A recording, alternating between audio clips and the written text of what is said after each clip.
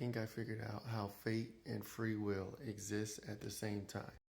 So most of us understand the paradox between having free will and fate. If you have free will, you can make choices, do what you want, and there's nothing standing in the way of that. But if there's fate and it's already written, and technically you don't have free will, your fate, your future is already determined. There's nothing that you can do to change it, right?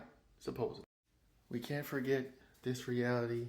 This is a dualistic reality, and things can be on and off at the same time. Light and darkness coexist. Things can be contradictory, and it can also be the opposite. And that's the same with fate and free will. Let me explain how. So here's a quick diagram. I just drew this like in 10 seconds just now, just to try to illustrate this.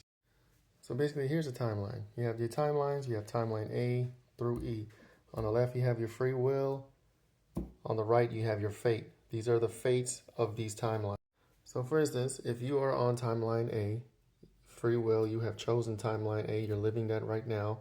And if you make no changes, if you don't grow, if you don't do anything out of the ordinary, do not break any karmic cycles, do not do anything to shift your timeline into any other ascending or descending timeline, your fate, for fate A, you are going to achieve that. That's where you are.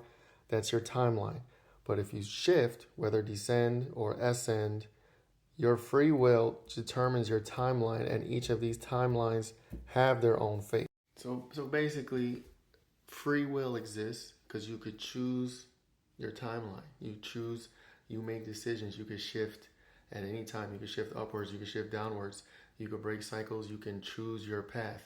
But each path and each choice ultimately has a fate, has an end result that you are also choosing. So it is written, but you can choose the storyline. Does that make sense?